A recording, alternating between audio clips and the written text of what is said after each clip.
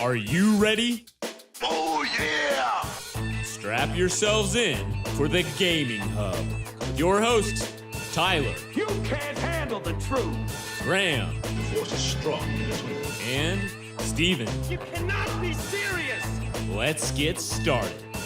Hey everybody, welcome to the Gaming Hub. This is episode 139. I'm your host, Tyler, saying thank you so much for joining us. And joining me are two co-hosts as usual. Let's start with Graham. Graham, how are you this week? I'm doing well.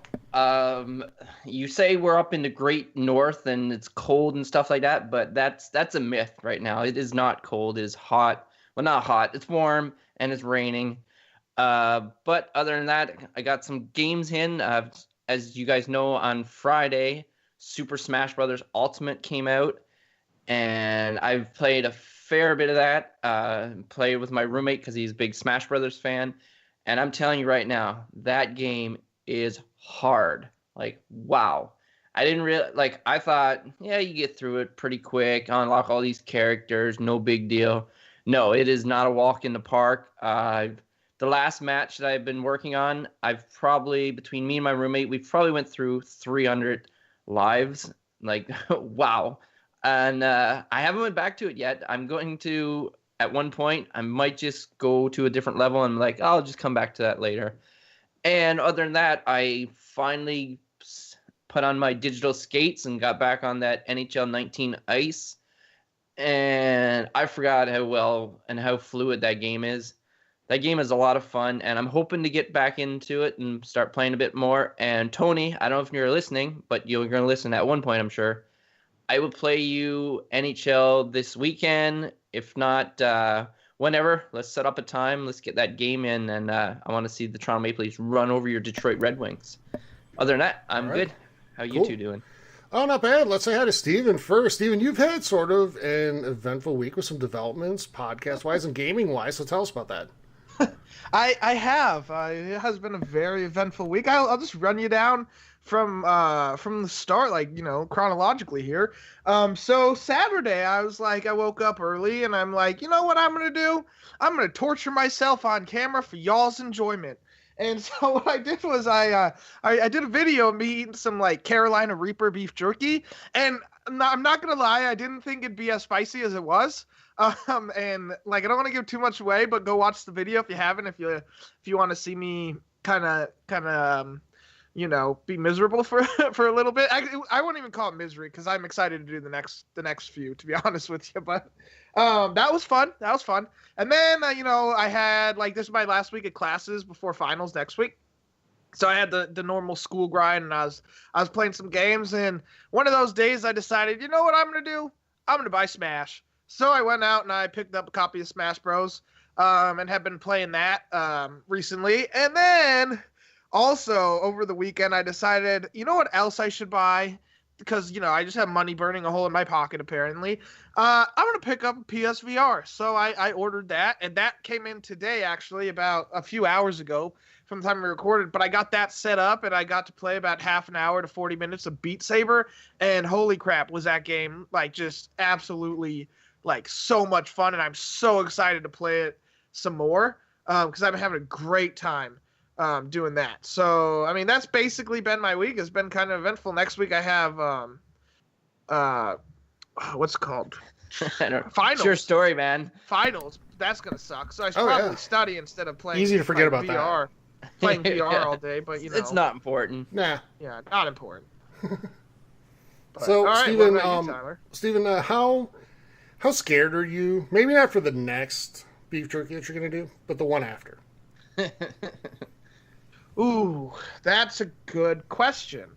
Let's see. I was about a 7 on the scared scale for the Carolina Reaper, so I'm about a 9 or 10 on the scale for the other one. I'm excited to watch it. Not that I enjoying seeing you in pain, but I find it thoroughly entertaining. Yeah, it's kind of the best part, though, Graham. Kind of, Yeah. I just didn't want to point that out.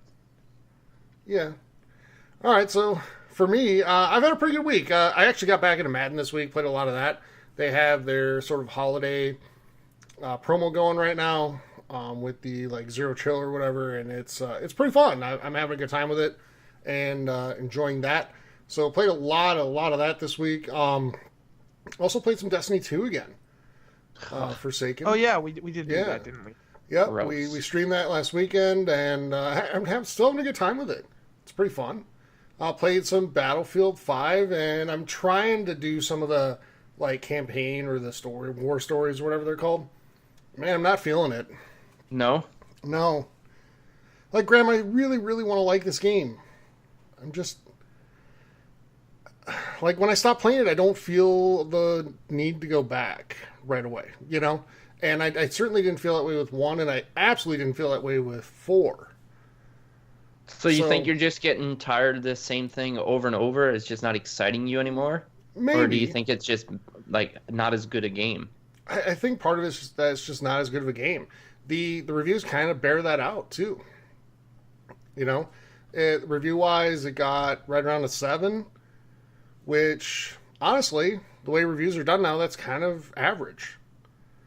So, I think that it shows in the game, in the way the game plays, and it's really disappointing because I so want to like it, I want to enjoy it, and usually I like Battlefield better than Call of Duty. I can't say that that's necessarily the case this time around. So, anyway, Grandma, I don't know if you saw a Twitch chat. It says you have the voice of an angel. Aww. I know. Stop it, guys. So, but yeah, that's pretty much been my week. And you can find us on, all your normal places, all the places you're probably listening to us right now. And on top of that, if you would like, you could also follow us on Radio Public, which is a new podcast service that just picked us up, and Dash Radio, where we're played throughout the week it's like a normal radio station. And so that's pretty awesome if you want to listen over in one of those places on top of Castbox if you're mad at Castbox or iTunes for whatever reason. And we'd love to have you come join our community, right? And the best place or the easiest way to do that is to head on over to Twitch at TXH Gaming Hub, and you can find links to Discord, Facebook, YouTube, Twitter. YouTube, you can see the video of me eating that jerky. And that's the easiest way to do it. But you can also find us on Facebook at the Gaming Hub forums, and from there you can find links to everything else as well. And then Twitter and YouTube are at TXH Gaming Hub. And we would love to have you come join our communities, because we have a lot of great conversations about everything, whatever you need, whatever you want to talk about. You guys lead the conversations, and our community loves talking about just everything. And finally, lest I forget, we are also the official podcast of the XboxHub.com. Head on over to the XboxHub.com for all the latest and greatest Xbox news, reviews, and everything from the world of Xbox. All right. So, real quick correction, Steven, where YouTube is the Gaming Hub podcast. My bad. So, yeah, no, that's fine. It's a lot of stuff to get through, right? But hey, if you'd like to help support the show, we'd really appreciate that. There's a few different ways to do that. So, right on Twitch, there's a couple different ways. So, you can give us a follow there, like Steven said. And if you're an Amazon Prime member, you get a free Twitch Prime sub to use every single month. And if you choose to spend that on us, we'd really appreciate it. It helps the show grow, helps us to do better giveaways, and look forward to doing some of the things we want to do in the future.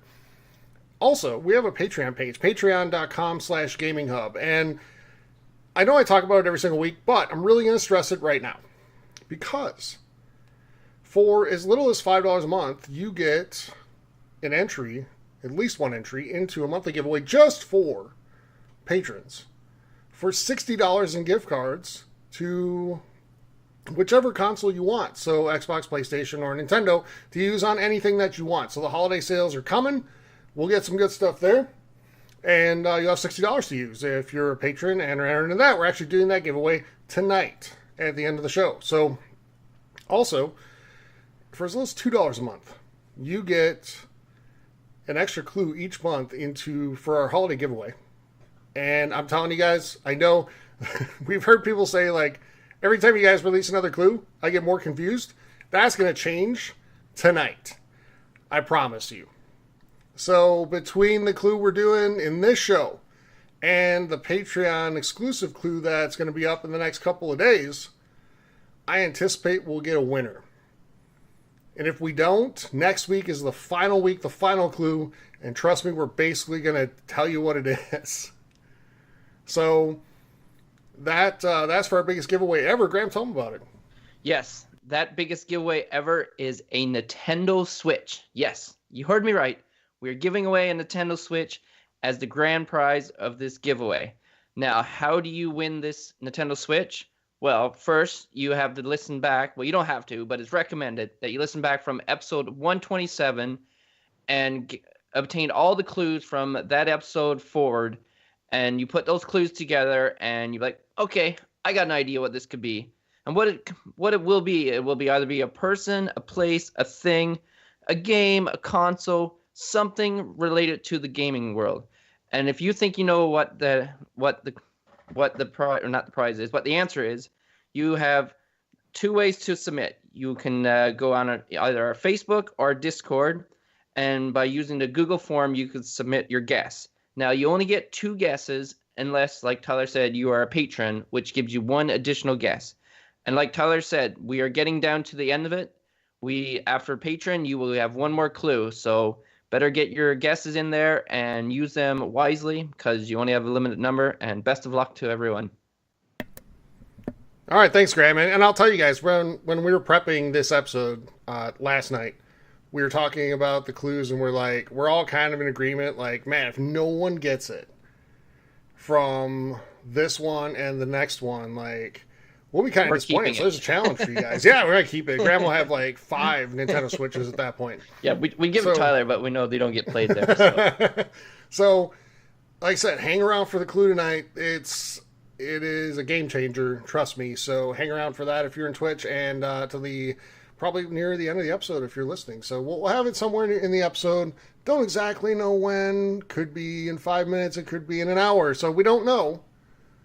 But we'll get that clue to you guys before we leave you in episode 139. All right, let's head into news. And news would be a pretty short segment if we just did news. In the news. Because there really isn't anything. It's the holiday season. It's that time of year when all the gaming companies go on vacation for a couple weeks, and well-deserved for them. So, we hope everybody out there, if anybody's listening that works in the gaming industry, we hope you have a great holiday and get some well-deserved rest. But we still have a show to do, so we're going to talk about something. And we decided this week to kind of begin sort of our year-end type of stuff, and we're going to do it by talking about our favorite news stories, or what we think are the biggest news stories of the year. So I'm going to turn it over to Steve. We're going to start with some PlayStation-focused stuff and go from there. All right. Well, we might as well start with the biggest news from PlayStation this year, or coming from this year, I should say, or at least the most recent. It might not be the biggest, and that is God of War beat Red Dead Redemption 2 for Game of the Year. And I know it surprised me and Tyler, or Tyler and I, let's use proper English here. I know it surprised us, but I know a lot of PlayStation fans wanted it to win. Whether or not it's because they thought it was a better game or not, I don't know. It could have been tribalism or whatever you want to call it. But, I mean, it's not saying God of War is not a good game. It did win Game of the Year, so it must have been pretty dang good. But I know a lot of PlayStation fans wanted it to win or thought it would win. And so, I mean, it's great for PlayStation. They got a Game of the Year this year, and really crushed Xbox with the games that came out all together. So that was a big story. I mean, I don't want to beat this horse, any more than we've already have in recent weeks and complain about Red Dead not getting the credit it deserves. But yeah. God of War is a great game, and I really want to go replay it now, especially since it won Game of the Year. I do plan on going back. Wait, you said replay it. Wouldn't that require finishing it? No, I'm going to restart it over. Okay, I restart played it 40 hours, or... Well, actually, I don't think it was 40 hours. I played like 20 hours. I'm going to restart it, okay, Graham? Is that better for you there? I was just clarifying, because people are like, wow, Steven, he finished another one. I just wanted to clarify, he did not finish it. Mm-hmm. Yeah, so, we've talked about this a lot recently, so I don't want to spend a super long time on this. But it is significant, because I think everyone just kind of went into the Game Awards assuming it was going to be like the coronation for Red Dead 2. Yeah. And it wasn't. And credit to God of War, 'cause it's a great game. So it is, though, it does stand out as a really big story from the year, though. Graham, anything to add? Not too much. Like, thing that surprised me most is like Red Dead Redemption 2. That's the biggest thing everybody talked about. That's all I hear about on the radio and stuff like that. It's probably that, and Fortnite is probably the two most popular games I've like even heard people just repeatedly talking about. So by that means, I just thought they were just going to run away with it. So it was nice to see something like kind of surprise people, maybe anger some people, get people talking about it, because God of War was an amazing game. I thoroughly enjoyed it, and I kind of like how it's not so big an open world and didn't require as many hours as Red Dead Redemption, because I don't know if I'll finish Red Dead Redemption, but I got to finish God of War, so quite happy with it. And yep, sometimes there's surprises. Can't always get what you want. And it's not like it's unwarranted, you know? No, I mean, it's exactly. a good game. So, yeah, it's not like they gave it to Sea of Thieves or something, but... Yeah. Correct. All right, Steven. Up next for you, I think, is what I think is the biggest story for PlayStation this year, but go ahead. Well, I think it's the most surprising. Biggest is subjective. But that is, PlayStation announced that they are going to skip E3 in 2019. And also, they didn't really announce it, but they just kind of did not announce that they were having a PSX, and as such, skipped, because PSX would have been last week, I think, because it normally is the weekend right after the Game Awards. So they didn't have a PSX this year, and then they're skipping E3 next year. And that surprised a lot of people. I know some people... found a way to spin this to be a good thing. I know some people are like, well, if they have nothing to show, then why show up? I know Tyler is not of that crowd, so I'll let him go here. Tyler, what do you think about Sony skipping E3? You know, I've had some time to think about it. It's been, about a month or so since we kind of heard the news. But, after thinking about it for a while, I can tell you guys, I haven't changed my opinion at all. I think E3, I get where people are coming from, making the argument to say, if they don't have anything to show, then why go? And it's better for them to kind of do it on their own terms and have these events and control the message and have it just be about PlayStation. I get that. But I think there's a bigger thing that goes on at E3, and I think it's kind of the celebration of gaming where everyone comes together for a week and just has a great time celebrating, this hobby that we all love. And I think that the companies owe it to the fans to be there. Like, the only major developer that really never takes part in E3 ever is Rockstar. All of the console makers are always there until next year. And in some way or another. Rockstar makes sense because they release like a great game once every 3-4 years. Right. So you don't need an E3 for that. Yeah. So I think you owe it to your fans. PlayStation's the company, and they do so many things super well, so I'm not really knocking them here. But PlayStation also is the company that says they're for the gamer, for the player, blah, blah, blah. Are you? If you're not going to go be part of this? So I think it's a huge story because of how it can change what E3 looks like in the years to come. So, Graham? Yeah, no, I think this is huge news, and I'm with you, Tyler. I don't think there's any excuse. Like, you're telling me you could not muster up enough to fill, maybe you don't need to have the same length of time as before. No, because, maybe, I'm sure people were planning last year or the year before, or maybe the year before that. It's okay, I'm going to E3 this year, and maybe they're a huge Sony fan. Maybe that's the only thing they're fans of. So now they're like, well, now I don't want to go. I was planning this. I got all excited for this.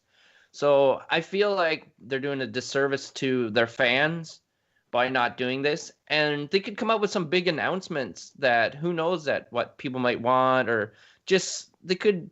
I think it's bad choice. I think they're going to regret it, especially if you're trying to be competitive with Xbox, and now you're not even going to show. So that kind of means Xbox is just going to be able to maybe even have a longer time. I don't know how they're going to do this now.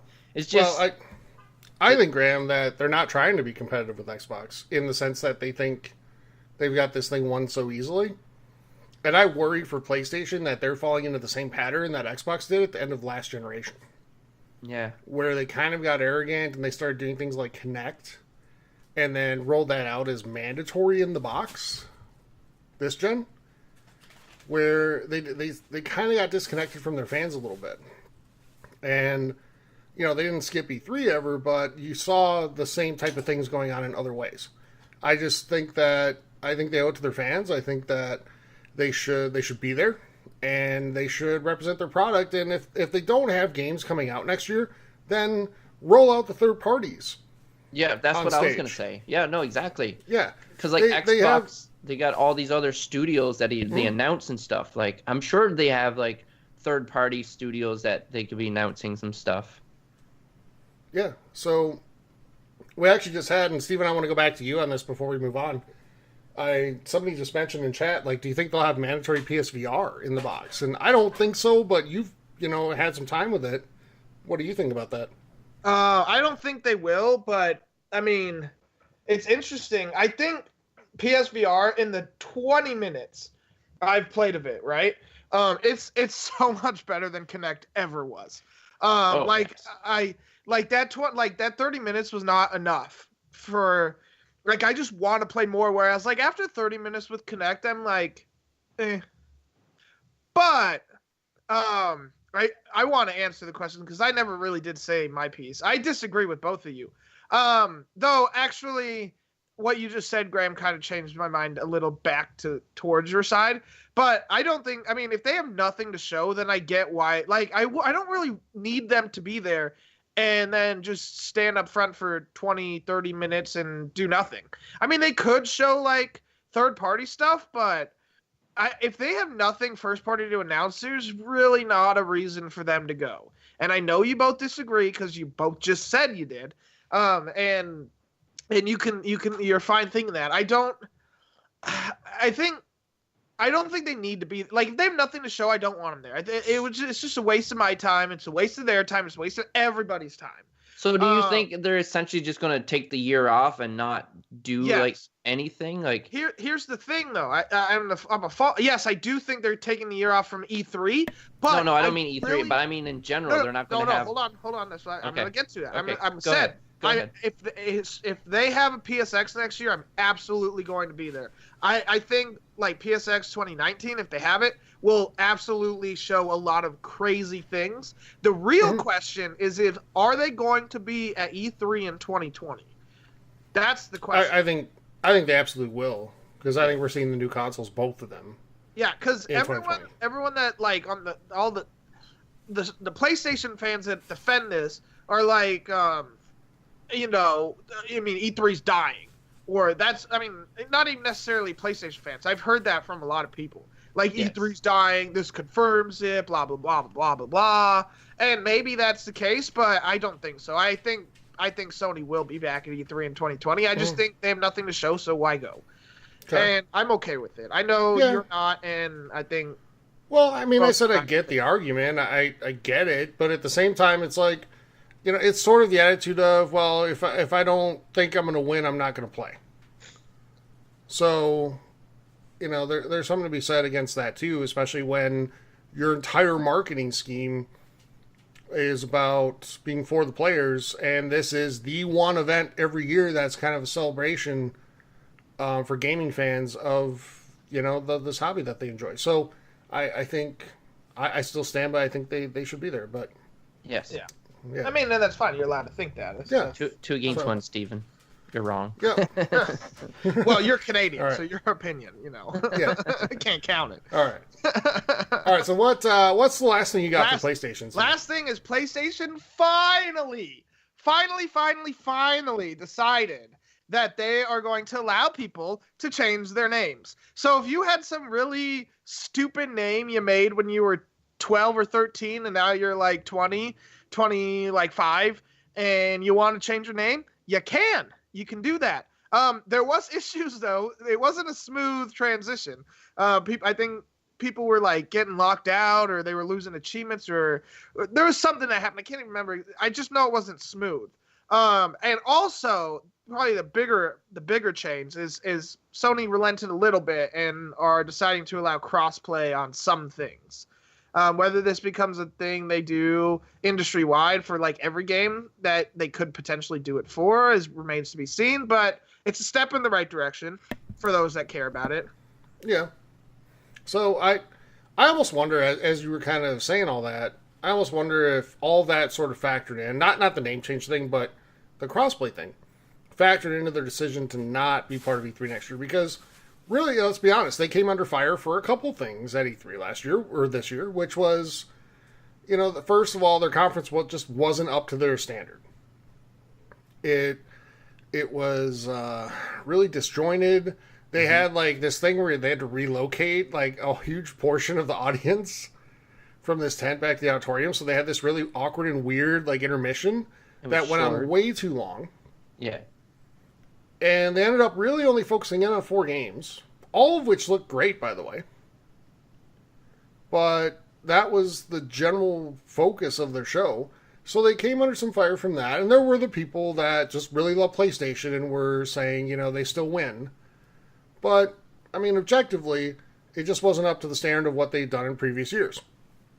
So that got them some bad press. And then, right around, it was during E3 that the whole crossplay thing kind of really got legs. And it kind of carried on through the summer. And Sony was really kind of under fire for that. And they finally just had to, like you said, relent and just say, I guess we'll do it. So I wonder if that factored into them not being part of E3 next year at all or whatever. I wonder if they're worried about just it being kind of a PR mess. But I think they ended up doing the right thing eventually. I think they did the right thing for the wrong reason. They did it because they were getting hammered on it. And not because it's the right thing to do for players. So, Graham? Yeah, no, it's crossplay, that was a huge thing. It was, I would say we basically have to thank Fortnite for it. That was the thing that just, they got so much pressure and Fortnite was so popular and like Nintendo and Xbox was like rubbing it in their face. So basically they really had no choice. I don't know if this has anything to do with them saying, no, we're not going to do E3. I don't know. I don't know if they planned on doing this. I don't think so personally. I think they were just forced to do it. And rightfully so.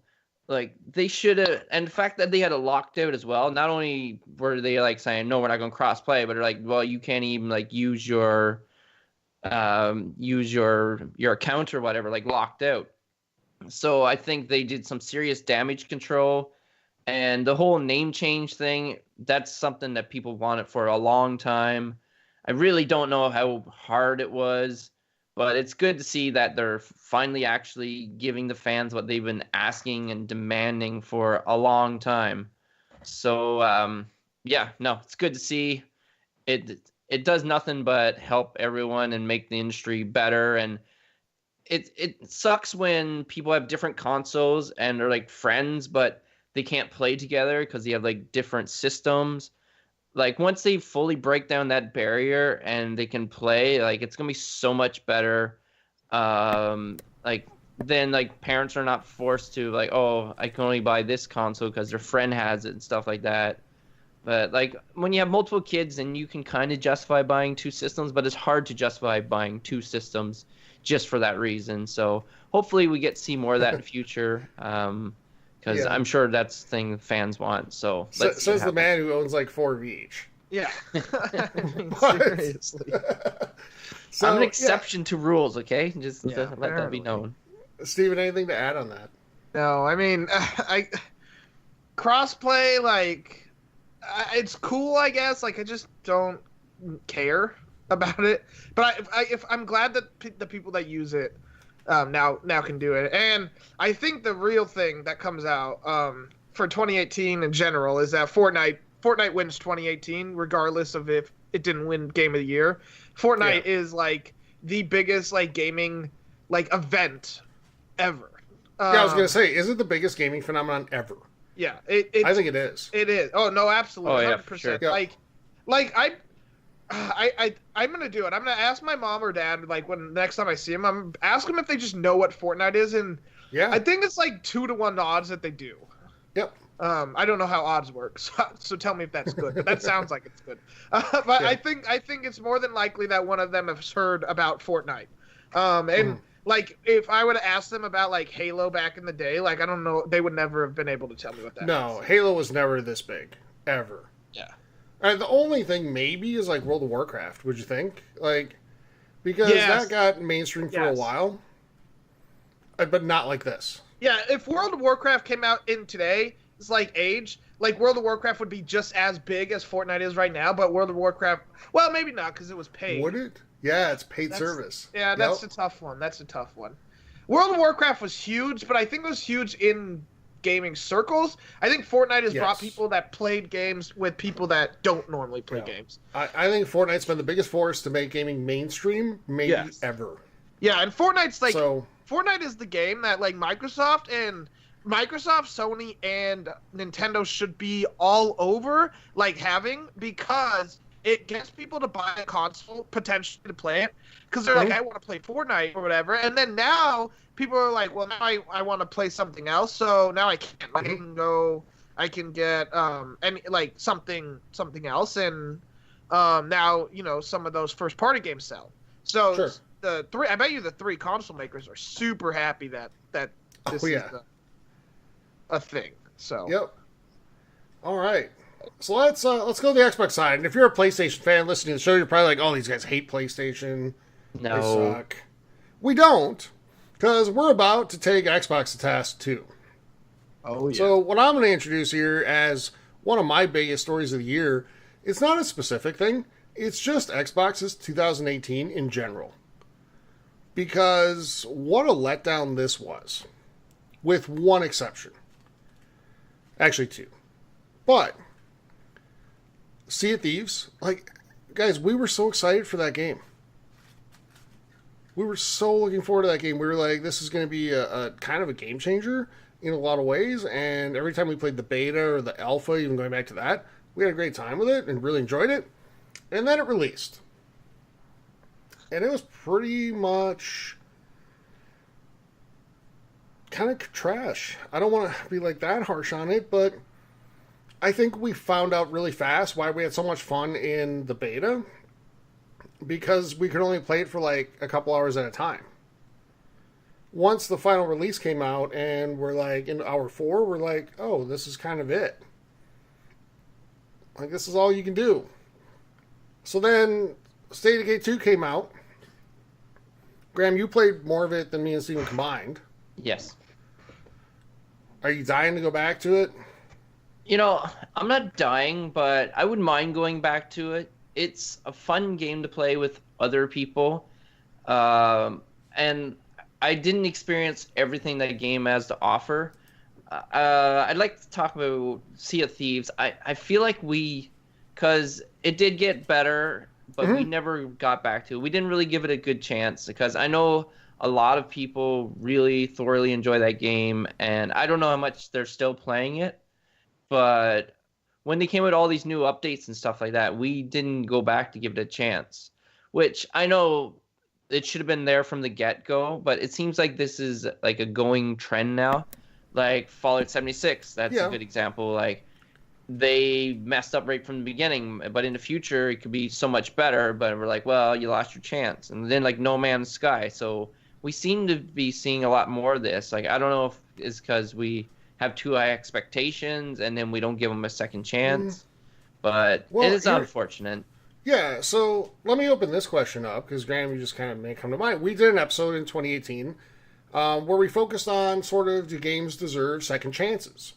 And I think Sea of Thieves fits into this perfectly.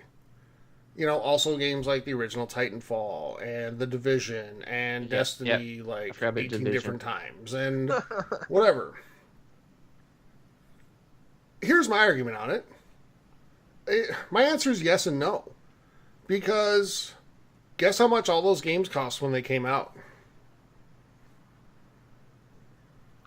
$60. Yeah, $60, full price. Well, not State of Decay, it was 30, but Well, okay, I didn't say State of Decay there, though. Yeah, I said, yeah. I didn't. I said... No, I said, yeah, you didn't. Sorry. Okay, all right. But those games that I listed, they were all $60 at release. And, by the way, all of them had a super high amount of hype behind them. Yeah. Which, by the way, the companies never, tempered down at all. They allowed expectations to be huge because they wanted to sell a ton of copies. So then these games come out, everybody pays $60 for them, and they get really what, at the time of release, is probably a $30 game. Maybe $40. Mm-hmm. But then they're like, well, trust us, we promise it's going to get better over time. Well, I'm not spending $60 a year from now, I'm spending $60 2 months ago. Yeah, this isn't an investment, okay? I don't get money back on this. It's just waste of time. Yeah. So that's kind of my take on it. I think if you're going to charge that for a game, and I know we have a community question later about kind of how games are priced, and I think that ties in really well, and I look forward to getting to that. But, what do you guys think? Are you guys with me on that? I think if you're going to charge full price for a game, you should be held accountable to releasing a full game. Yes. So, and I definitely in agreement, and I said it, and I've said it a million times this year, that the games that there are certain games that need to come out and in beta almost.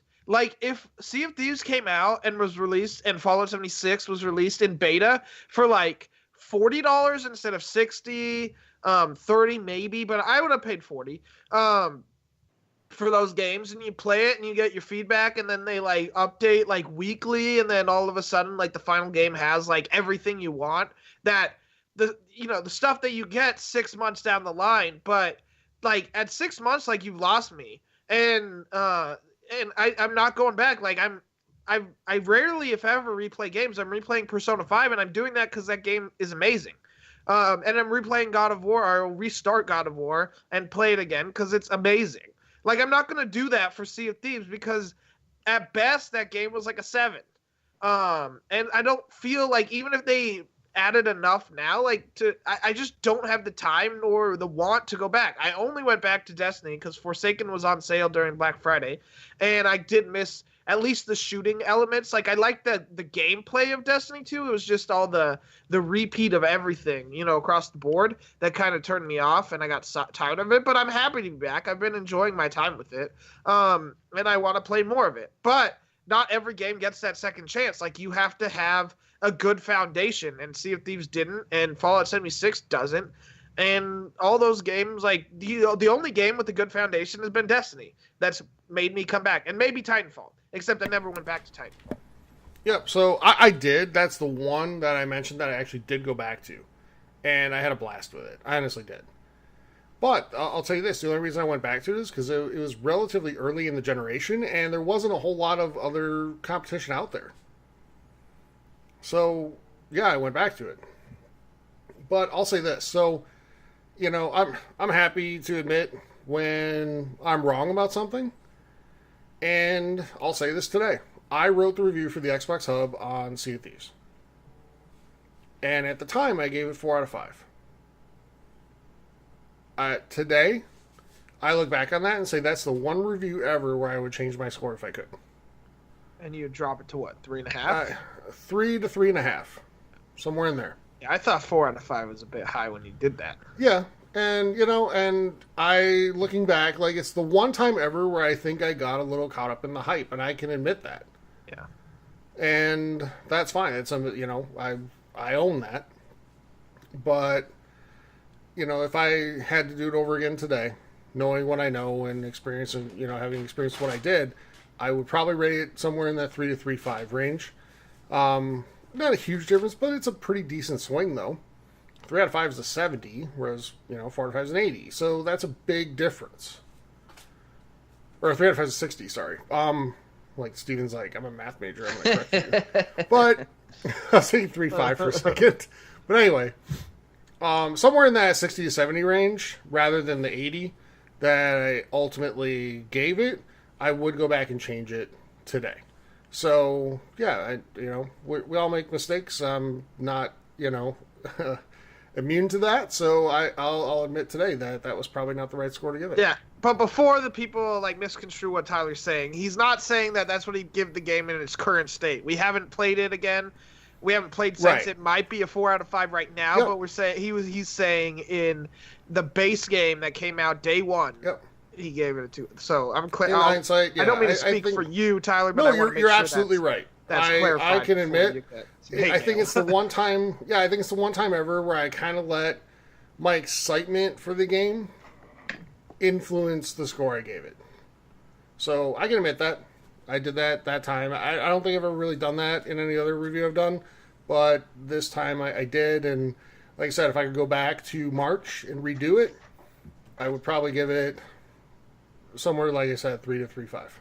So, all right, out of 5, by the way, not out of 10. Yeah, the only thing, I mean, like, I don't want to cut you off here if you're trying to move on to the next point, but the last thing I will say, the only thing Xbox has done well this year is make Game Pass like their big, their baby, basically, and not like in a bad way. Like that's what they've been kind of grooming and figuring out, like how to make it the star, and I think they have, and I'm really excited to see Game Pass when Xbox has good games to release for it.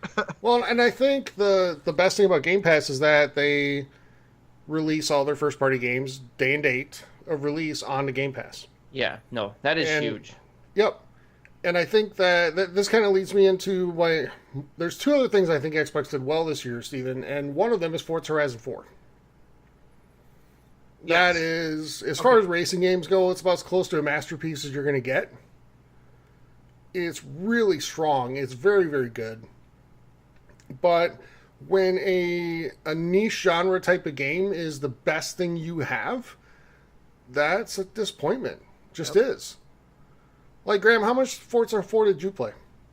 Not very much at all, actually. The game looks beautiful, but I just never played it. Well, in the sort of the sad thing about the Forza series in general, when I'm combining both Horizon and the mainline Forza games here, is that oftentimes the legacy that they have is how they look. They look amazing every time, without question, without doubt, without exception.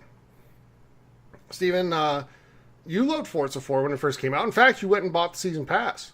Are you regretting that right now? No, I don't. Because I enjoyed it for the day I played, because that's about the time I put like 24 hours into it.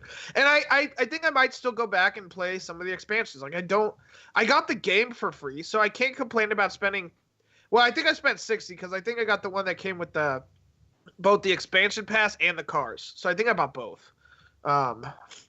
So, but I'm not going to complain about that because I enjoyed 24 hours. Like, I spent 24 hours on it, and I enjoyed it, and I do plan on playing more. Like, I think Fortune Island looks amazing.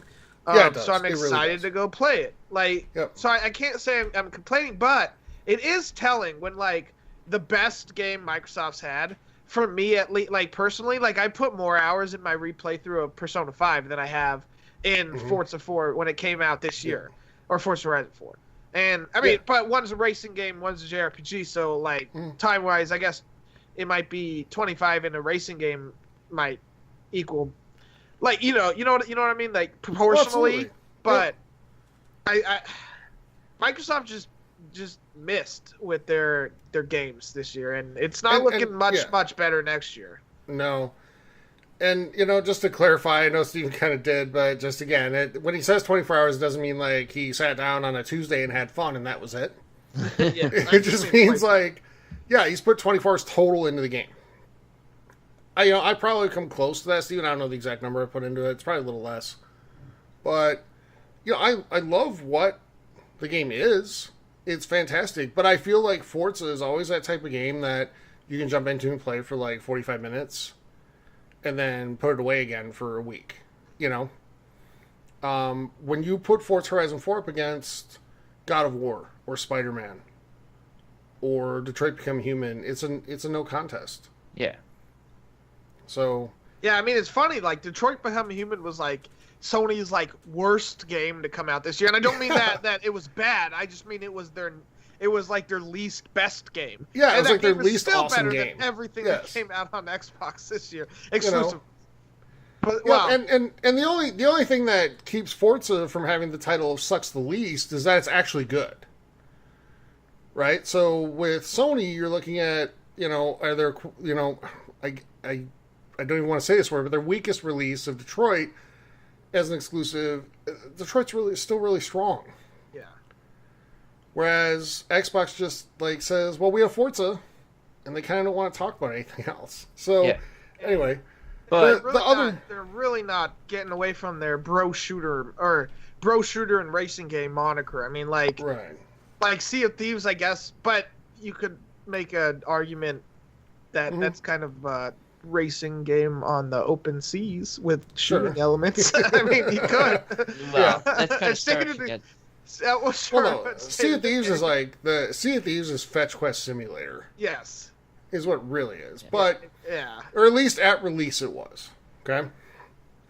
So anyway. Okay, but... the other story about yeah, Graham, go ahead. I'm sorry. Yeah, I don't know if you were going into it. Yeah, but so one thing about Xbox, they showed with all these companies that they bought and stuff like this, these studios, that they're correcting this. They're gonna have a lot more and hopefully a lot of better stuff. So that's one big good thing that came out of this year. Like they had a lack of exclusives and stuff like that, but they know that and they showed it, and they showed us what they're gonna do about it with all these studios. So like I know for the year, but I'm like in the future, it's looking good. Yeah, I'm with you. We still need results matter, right? We still need to see the results of these studios and what they do. Like, not to throw another sports analogy out here, but I'm a Twins fan in baseball, and last year they signed a bunch of free agents, and they still finished 15 games out of first. So just acquiring new talent doesn't equate automatically to success. No, but it is absolutely a step in the right direction. Yeah, they're trying, and they deserve credit for that. They at least have acknowledged where they're weak and are trying to make that better, and they deserve credit for that.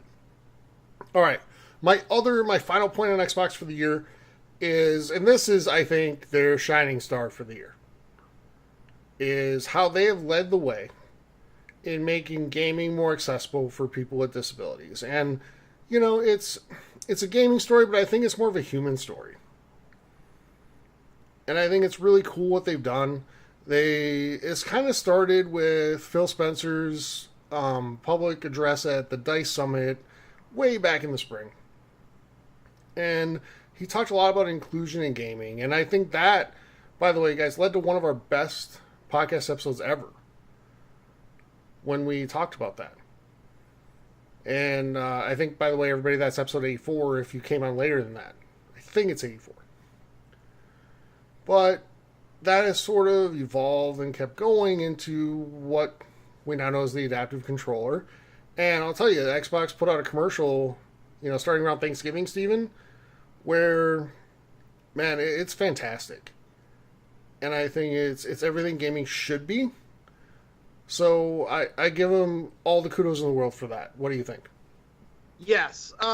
It's easy to say you're inclusive and you want to be inclusive in gaming, and it's another thing to actually be it. And Microsoft kind of succeeded. The adaptive controller is really, really, really cool. And what's even better is they left I think it was the source code or whatever, open so other companies can emulate it. They didn't patent it and try to hide it from everybody.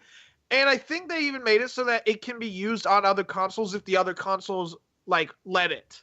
And that's really, really freaking awesome. So I'm really happy that there are people that that can use this and that now are able to play using this adaptive controller, and because I think everyone should be able to enjoy some of the great games that we've talked about in the last year, not just people that have full use of their arms and fingers and everything. So yeah, Microsoft, for all their misses with their games, this still makes it a reasonable year for them because what they did was so good, just on a human level.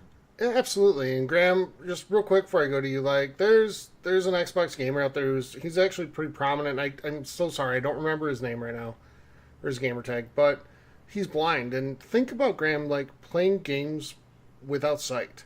Yeah, no, it's amazing that they have put the time and the money into researching and developing these types of controllers for people with disabilities, because like gaming is so popular now and it's getting more and more popular and stuff like that. So it's good to be able to include everyone that like can play these games and experience these great experiences that these games have to offer. Like some of these games are so immersive and like it generally people who are in like bad moods or things aren't going good for them in their life, sometimes playing these games like turn that around and make them like happy and they have like a great moment. So the fact that they have the ability to share this with anybody, that's great. And like I feel like that's what we need, right? Instead of separating people and like, well, this is a great game, but too bad you can't play it. But now like Xbox is like, well, why can't they play it? Let's enable them. Let's research this. So this is great. This is exactly what we need. This is what the gaming world needs. And it's a huge positive for everyone. So it's great. I'm glad to see that they did that. Absolutely. And I think, this hobby we have, the gaming world, industry, whatever, it's so full of toxicity so often.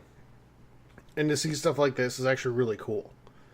So I'm all for this. Like, kudos to Xbox. Excuse me, not just for doing it, but for leading the way in it and making it, like Steven said, accessible to all their competition, to say, hey, we want people to be able to experience everything, regardless of whatever disadvantages they may have, and that's awesome. So congratulations to them on that, and I think great work by them. So, all right, Graham, Nintendo wise, yes, what was big this year? Well, we all know that Nintendo Switch came out last year, and a lot of people didn't know how it was going to get received. It was going to do well. Me being the optimistic guy that I am, like it's going to be amazing. But their sales numbers have shown that it's still growing strong. It's still amazing. The numbers during Black Friday show it was like top selling console. And sure, this is only its second year in there, but it's showing no signs of it slowing down. With the third-party support, it's not like, okay, I can't play these games. And there are limitations, like you're not going to play Red Dead Redemption 2 on this system. And there's rumors about a new one coming out next year that's going to be more powerful and stuff like that. They probably still missed the boat on playing these types of games. But the fact that they're making... The way I look at the Nintendo Switch is kind of a second console. I don't know it's not a second console for a lot of people, but for people that is a second console, it is an amazing second console. It is a hybrid, and it seems like this is what people have wanted, because especially with like mobile phones now, like that is a big market, and people really like playing games on the go. So now that Nintendo has given this system where you can play it on the go and you can dock it at home and play it, it's just showing, like with the numbers, it just backs up that this is what people want. And I'm thinking other companies, like there was rumors about PlayStation might come do some kind of like a Vita type thing that competes with the Switch. But I feel like Nintendo done all the right things. They have the exclusives, like huge. This was a great year for exclusives for the Nintendo Switch. Next year is going to be a good year as well. So that was big. I don't know if this surprise you guys? Did you guys think it was going to do that big? Yeah, I'm not surprised by their sales numbers, because Nintendo's always sort of been the most, consumer-friendly console that's on the market. And I think people feel like it's just more accessible. Mm-hmm. Yeah, and also safer for like their kids, right? Yes, exactly. So I'm not that surprised. So Graham, maybe sit down here if you're not, because I'm gonna defend Nintendo for a second. Okay, say it. Okay. The biggest knock on Nintendo, especially with the Switch, is the graphics, among a couple other points too, which I think are more fair. But the graphics in particular, Nintendo doesn't succeed based on graphics. Never has. No. So why is that a thing now? Nintendo succeeds based on really strong games, and innovation in terms of how people play them. That's their bread and butter right there. So why would they kind of sell out on that and go all in on something that's, 4K, HDR, etc., just because everybody else is doing it? Like, the Zelda doesn't look as good as Red Dead. No, but it doesn't look terrible. Like, it's not bad. No, it doesn't. Even it like doesn't Skyrim too. Like, yep. They're not like game-breaking graphics. Like, they're that bad. They're like, I can't play this. Mario doesn't look as good as, The Witcher. But that's not the point of Mario. Mario's about the game and the gameplay. It always has been. Mm-hmm. And they've delivered great games time after time. Almost all of their exclusives are really, really good. I still have issue with Splatoon winning Shooter of the Year a few years ago. But other than that, like, they do really good things. And they deserve credit for it. And it shows in the sales numbers because people want it. So, Steven, your thoughts? Yeah, I've never really thought Nintendo games look bad, like on the Switch. Like, I've never played it in a handheld.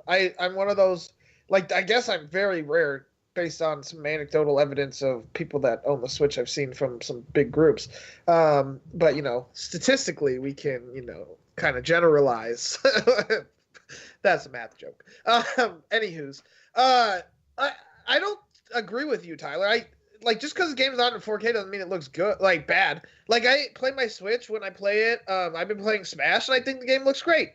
I think Nintendo kind of does make games that, especially first-party titles, they're more cartoony, and so they don't need to necessarily be in 4K to look amazing, whereas some of the, like, more realistic stuff might look not so good on the Switch. But the stuff they have, I think, looks fine. Octopath Traveler, for instance, came out this year, and that game was gorgeous. And that's not in 4K. Smash Bros. Looks great. Like, even Legend of Zelda from last year looks phenomenal. I disagree with you wholeheartedly, Tyler. Well, here's the thing, Steven. You're not disagreeing with me, because I don't feel that way. I'm saying that's the criticism of Nintendo from a lot of people. Maybe that the graphics aren't there. And, here's the thing. Like, in my opinion, Gears of War 4 is one of the most beautiful games on the Xbox One. Especially when you get it in with HDR support and all that stuff. How much do we still talk about that game today? Zero. We don't. Like, never. Yeah, we don't. How a game looks isn't everything.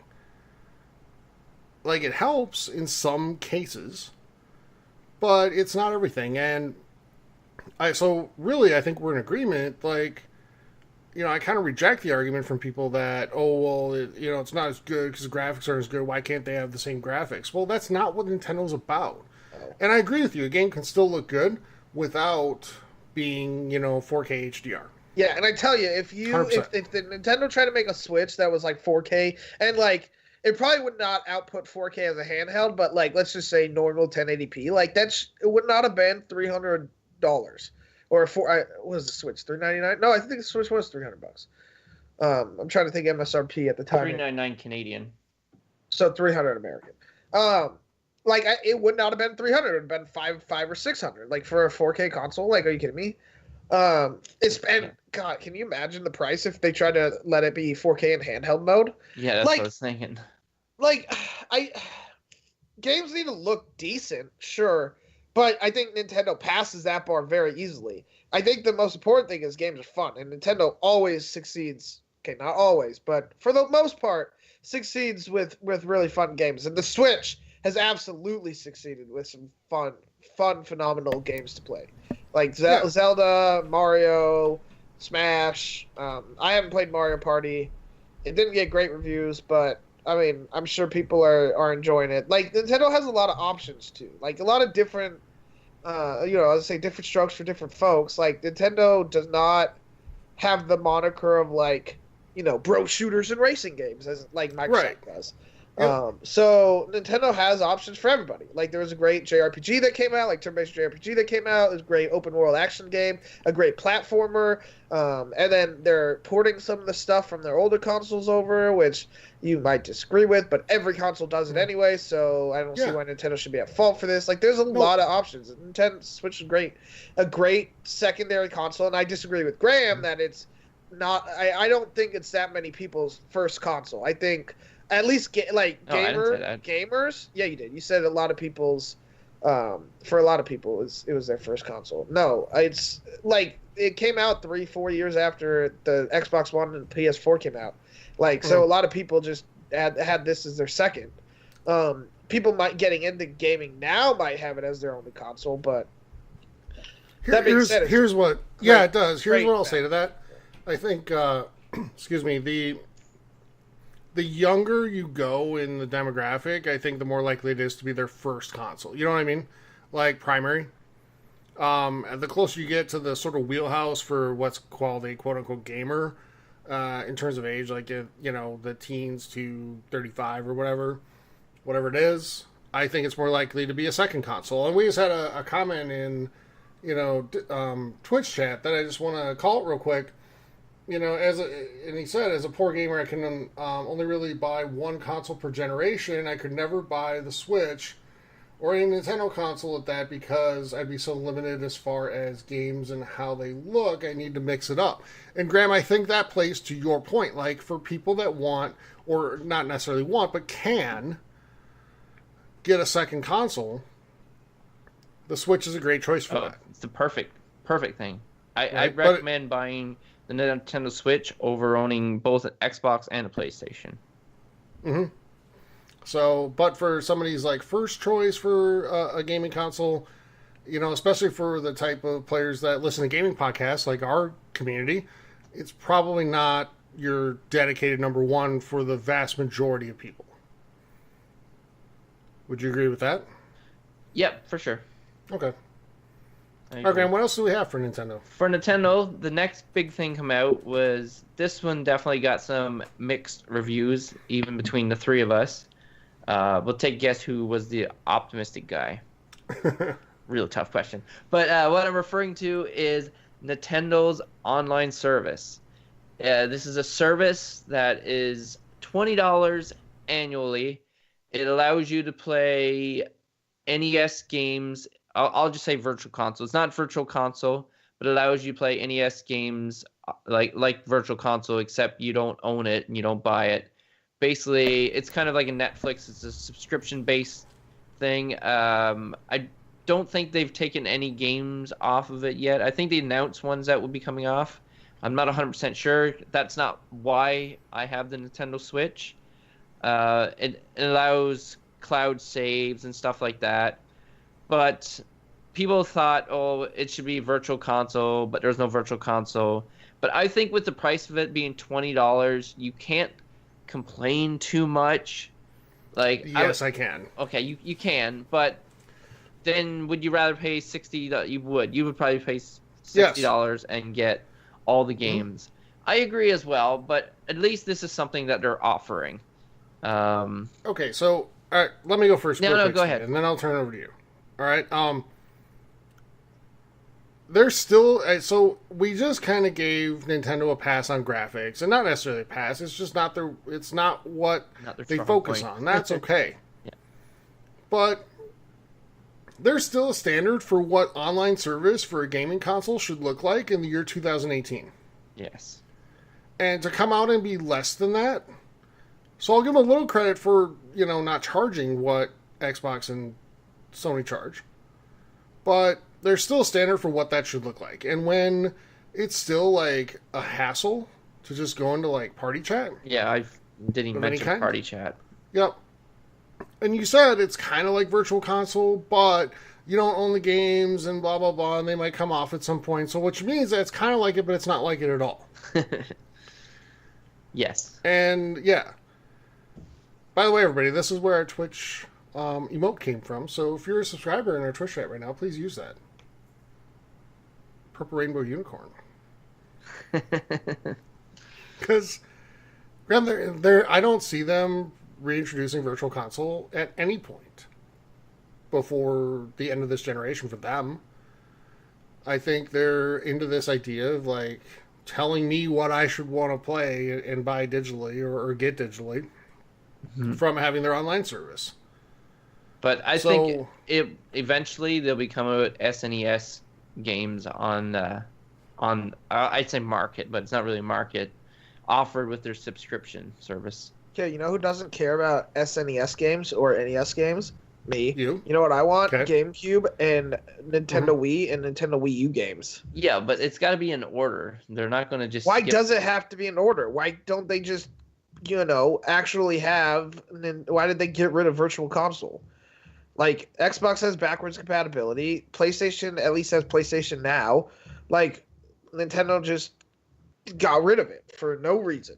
Like, I'm willing to pay money to play old games, and now you want me to buy it used? Or, I mean, I don't believe in doing illegal things like emulating, but some people might. So Nintendo gets no money from that. But, like, even buying a used GameCube and, like, all the used games that I wanted to play, like, Nintendo gets no share of the profits. So this really makes no sense. Like, Nintendo, like, economically is really dumb. In my opinion. Yeah, and so, Stephen, to your point, we once had a host on the show who talked about Raspberry Pi like every week. Graham, you remember? Yes. But Well, I remember because I was a listener then. yeah, so, but no, I think, and I see where Stephen's going with that, and I agree 100%. It's, so Xbox has Game Pass, so if you sign up for a service, $10 a month, you get all these games, right? And they have games with gold, so if you're part of their online service, you get, 3 games a month to download? All that stuff. But, Graham, I can still go into their digital store and buy anything I want. Pretty much. Not just from Xbox One era, but from 360 and the OG as well. Yes. Why? And PlayStation, kind of same thing, right? With PlayStation Now. So, why would Nintendo take away one of their most popular things? Like I said, for me personally, before I go back to you, I'm sorry, but for me personally, this was one of the things I was looking forward to most, and it's one of the biggest reasons I bought a Switch. I know I've said it on the show before, but I didn't have, the 60 N64 or GameCube or really a whole lot of access to the Wii.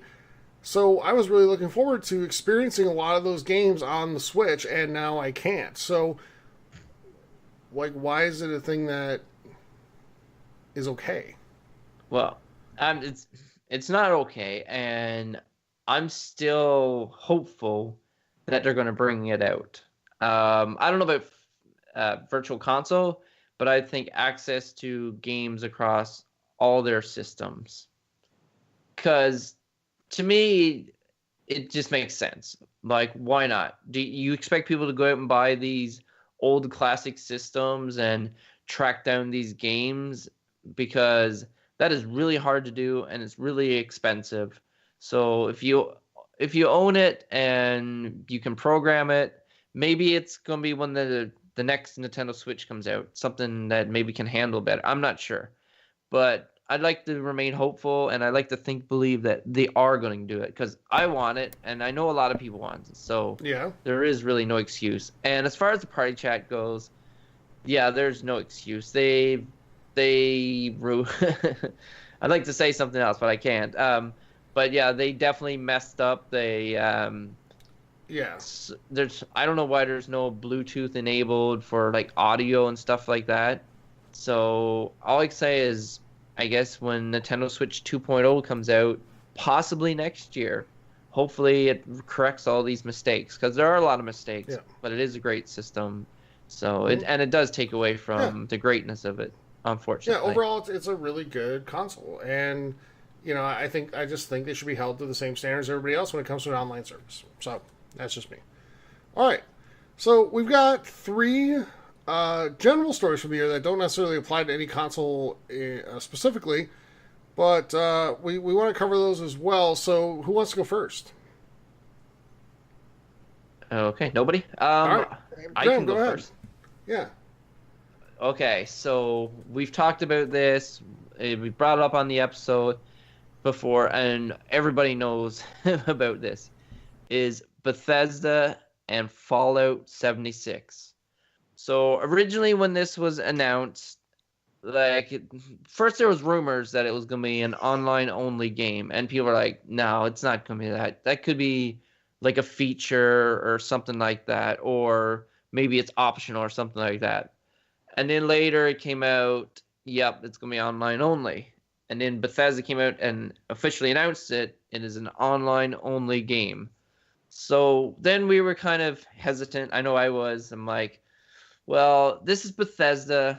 This is a company who's put out amazing titles, lots of support. They've been known to be buggy and stuff like that, but nothing too serious.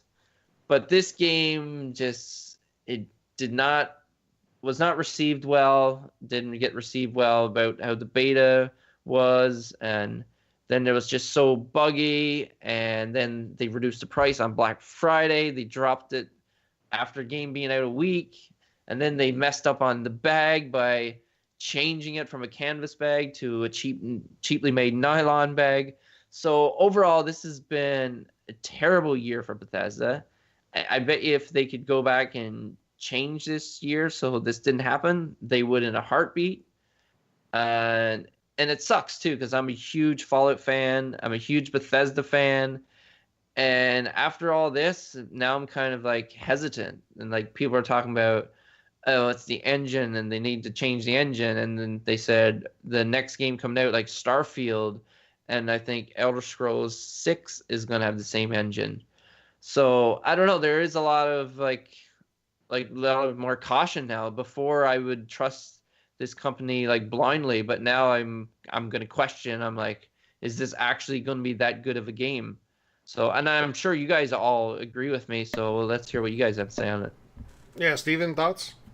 Yeah, I mean, it was kind of funny to see Bethesda, like, it was sad and funny, I should say. Like, I wasn't rooting for their failure, of course, but it was funny to see how they just could not get out of their own way. Like, they kept making mistake after mistake after mistake. Like, they gave people's, like, credit card and information and addresses to other people that supported tickets and stuff, and they just kept messing up.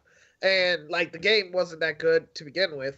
And it's not to say that it won't be good, but it was surprising. And if only someone had called it during E3 and, not gotten some...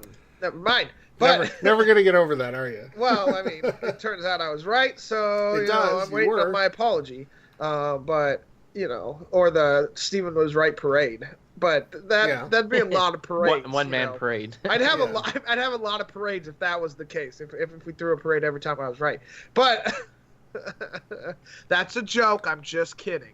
But I hope they fix this game. I just think, as we've talked about, you don't get too many second chances, and Bethesda is the one that might tend to get one over some of the other companies. But they need to start righting the ship, as they say, and so far, so not good. Yeah. And I'll say, I think there's an element of piling on here going on. Like, I think, the cynical part of the gaming community, the comment section part smells the blood, they see the blood in the water, and they're just closing on, and they're attacking on everything now, including the engine, which we talked about a few episodes ago, which, Steven, you kind of went into in detail, but it's like, the engine itself doesn't make the game better or worse.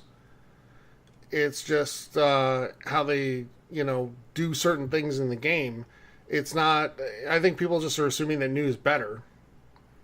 And that's not always the case. But, ultimately, I'll go back to the point I made before, that I think Bethesda's used up all their goodwill here. And I think now that they're going to have to prove that they've got a quality product before people will just blindly pre-order and buy it. So, all right. Anything else on that, guys? No, I just hope they correct all this stuff to next year. Yeah. And remaining optimistic. Yeah. I would like to be, Graham. I'm not terribly, though. But I'll go next year. And this, honestly, is still my favorite story of the year. Love it. But... there's a long, well, I shouldn't even say a long, but a loud history in the gaming community in recent years of people calling out gaming journalists and saying that, they're biased, they take bribes from developers, blah, blah, blah, blah, blah, to get the scores that they want. I'll be honest, like, I've written reviews where, you know, at the end of every single review, we say many thanks to the developer in, like, the summary section. That's just what we do on that site. And I've had comments in there where it attacks, like, that's all you need to see is many thanks to there, because, you know, that means that you're just a show for them. No, it doesn't. At all. I don't care. I'm going to evaluate the game based on what I think of it, because I'm putting my name on it at the end of the day. But we did have a controversy that was 100% legit this year, where there were some rumors of plagiarism for a game that came out in August, I believe. And a guy that wrote for IGN named Philip Mewson wrote a review. And a YouTube channel called Boomstick Gaming said that, you know, they think he pretty much stole the review and completely copied it. Or at least parts of it. He, of course, denied it. IGN started looking into it, and they found that, yeah, there's a lot of similarities here. They took the review down, and then they did some further investigating, and they ended up terminating the writer the next day. So he goes up and posts a video, which is where it really escalated. It could have just gone away. But he goes and posts a video where he basically challenges Jason Schreier from Kotaku, who's one of the best video game writers out there, to go find more. Basically saying, you're not going to find anything. Well, you know, challenge accepted. So he did, and he found a lot. And his readers found a lot. And it turns out that Philip Mewson had plagiarized many, many articles and videos for a lot of different games over the course of his career. And we had... I don't want to say like a heated discussion about it, because we weren't in disagreement, but we felt pretty strongly about this on the show back when it happened. And I think it still stands out as one of the bigger stories of the year, because, you know, there's something to be said for ethics. And we talked about some other reviews we found where, you know, like they apparently got an early copy of the game, but the review is like 700 words for a AAA game. Game of the year, by the way. And, you know, so we talked about ethics in gaming a little bit on the show, and I think we had a pretty good discussion around that. So, guys, what do you think about that story, and how much it resonates still today, a few months later? Well, he did try to make a comeback. His video was so disliked. Like, the dislike to like ratio was really funny on his comeback. His comeback was reviewing, like, the first video was reviewing like a headset or something, and he might have even disabled comments. I can't remember, but I mean, I get like he should be allowed to like try to find a way to, you know, make money. He's not banned from having a job, but I don't think his job should be in the video game industry at all. I think he should be blacklisted, I guess, maybe. But that was a story that, like, it made me upset. Plagiarism is just so lazy. And I just don't like stealing. It's like you're lazy, so you need to take other people's hard work and pass it off. I don't like plagiarism in any form. I'm like terrified to do it when it comes to college. Like, I don't I'm obviously not gonna do it on purpose, but I just don't even want to do it on accident. Like, because, you know, I'll be writing a paper, right, and it'll tell me my originality report. And that tells me how it is to some other thing that's been submitted to that same like system. And like, if it comes back at like 20, I get scared. I'm like, it's just quotes that I was using. I properly source them, but plagiarism is lazy. It's crappy. It's a crappy thing to do. The fact that he tried to like deny that he did it was just stupid.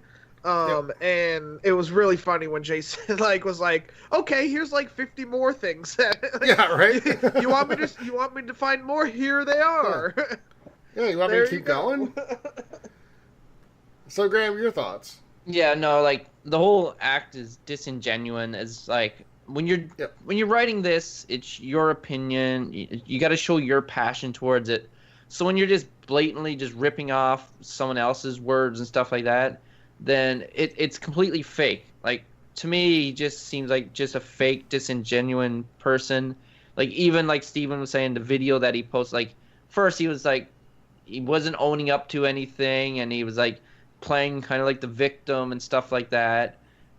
And it's like he deserved all the hate that he got towards him, because there's a lot of people who don't have that position and they would love to have it, and they work really hard, but they haven't quite made it there. And he just straight up took it for granted, and he got away. It just upsets me he got away with it for so long. So yeah, I'm happy to see that he did get busted for it, and I don't know, I haven't heard anything from him or his name, which kind of probably speaks volumes for the outcome. Yep. But it's karma.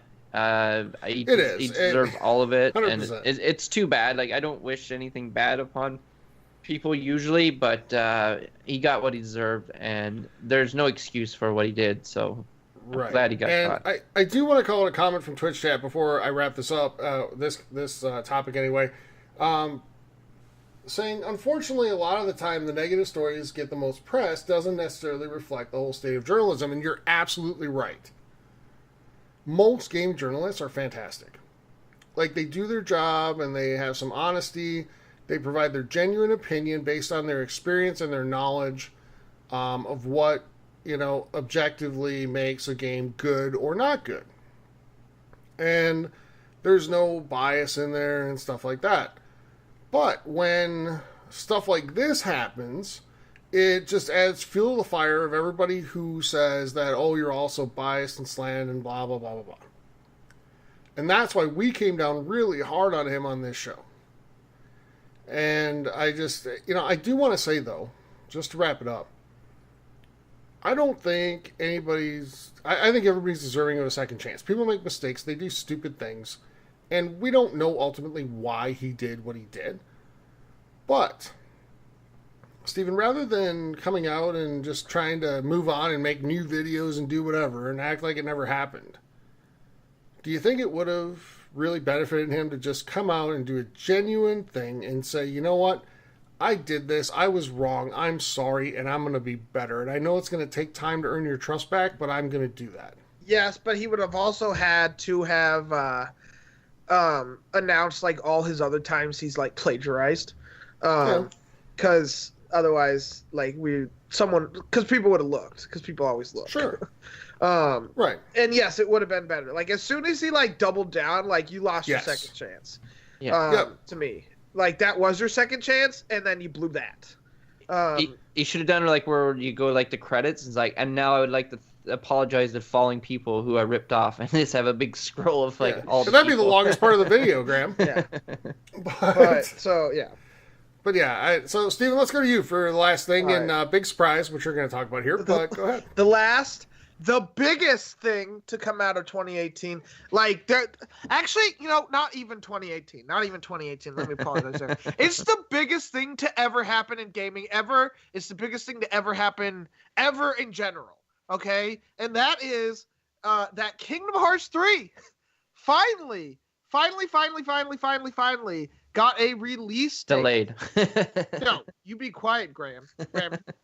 Canadian Graham over here. Sorry, I had to. Kingdom Hearts 3 finally got a release date after what's been like 45 years. No, I forget how long it's been since Kingdom Hearts 2 came out, but it feels like forever. It's probably at least 10, if not more. But it got a release date. It's not coming until January, like 29th of 2019. So really early in 2019. It's a month and like a half away. But it was announced.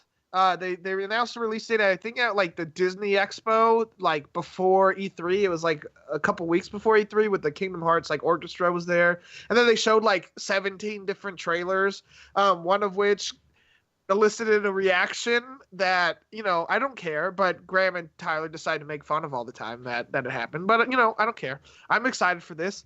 And there's been countless trailers since, and new updates, and even a PS4 like Pro that is themed Kingdom Hearts. And that Graham thinks I'm going to buy, but I'm not.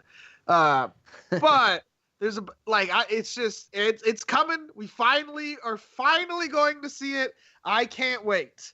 I know Tyler is also a huge fan. He will also be playing this game day one, so he'll tell you about it right now. Yeah, I'm super excited for Disneyland Adventures in January. No, I'm just kidding. I'm excited. I will try it. I won't say I'm excited to try it. I'm curious to try it. I'll put it that way. So, and I'm also curious just because of how much you love this. And Graham, I think podcast wise, one of the best moments of the year. Unfortunately, our audience didn't get to hear it, but Graham, when we were watching the E3 show and they showed the trailer, and Elsa appeared. That was one of my absolute favorite moments of the year, doing anything for the show. Because Steven kind of turned into sort of an excited, little girl. No, yeah, he screamed in my ear like he was one for sure. So, yeah, I think it's awesome because I know a lot of people are really excited for it. Like, Steven, you're at or near the top of that list. And I'm happy for you that this is finally coming out. I know it's a big game, and it's probably going to be a Game of the Year contender next year. We'll see kind of what else releases and how good those games are. But yeah, I think it's the type of game that is going to make a lot of people happy and make a lot of people feel like the wait was worth it. So, yeah, Graham? I just wish it didn't come out right after the new semester starts. If this came out early January, I'd be happy because I'd have 3 weeks to not go to school, that I didn't have to go to school, and I'd think about missing work. What? You're not listening my work? but I would have the time to play this. I do want to point out, I did watch a 30-minute recap video, just because it's been a minute since playing some of the the side games. Actually, even Kingdom Hearts 2 I haven't beaten in a few years, but I watched the 30-minute video, and yeah, I don't recommend going into this game without having watched a recap, and still good luck at understanding the story, because it's still convoluted as all heck. But this game's still amazing. I'm really curious if IGN will do their Kingdom Hearts story explained in 5-minute video, because I would really like to see how they try to explain the whole story in 5 minutes, because I don't think it's possible. So I'm looking forward to that. But no, I am pumped for this. Okay, can I talk now, Steven? No. So, there's really nothing drawing me into wanting to play this game, as Steven makes this game seem so amazing. And I'm just happy for Steven. I'm 100% happy for Steven. Thanks, Graham. I like when people really enjoy something and have fun with something. That brings me great joy. And I know that Steven will love this game. He probably won't shut up about it, which is cool. Which is cool. I'd be like, Steven, you're sounding very passionate right now, but I've had enough of your passion. Seal it up. But no, I know it's been a long ways in to wait, and I know a lot of people are big fans of this franchise. It just never struck any chords with me. Definitely will be talking to Steven about it, or he'll just be talking anyways, and I'll be listening. But I'm just curious to see how it goes, and I hope it's everything that he hopes it to be and more. That's all I would say. Thank you, Graham. All right. Well, Steven, I feel the same way. And Graham, that's a really great point. And that's the holiday spirit coming out. It's just like how supportive we are of your love of fantasy hockey. Yeah. Yes. Speaking of which, for anyone that's in our fantasy league, feel free to figure out a way to beat Graham, because he's undefeated, and that's not allowed. Undefeated. That's not allowed. That's I mean, pretty impressive. It's not quite fair, because he has his spare bedroom as his war room, where he has the draft board up. He has whiteboards all around the room and just possible everything. trade scenarios and But no, we kid. Good for him, I guess. But no, I think it's awesome that a game so many people are passionate about is finally coming out. Maybe not for me, but good for them to be able to play, including you, Steven. I hope it's as good as you're hoping it will be. So, all right. That does it for sort of our review of 2018, the biggest stories of the year. So let's head into releases, and Yeah, Now we're in heading into stores. the abyss, so to speak, of releases. Next week, I don't think there's like anything. I almost said next year. There are actually releases next year. But let's start with Xbox, and you can get Donut County on the 18th. You can get Shadow of the Tomb Raider: The Pillar DLC also on the 18th, and Sundered Eldritch Edition on the 21st. Games with Gold, Cube 2 still through the 31st. Never Alone through the 15th of January. That starts on the 16th of December. And Mercenaries Playground also starting the 16th of December through the 31st of December, the end of the month. So, Steven, what do we have for PlayStation? All right, well, not much, but you can get Warhammer Vermintide 2 on the 18th. Cook, Serve, Delicious 2 on the 18th. I didn't even know there was a first one of those.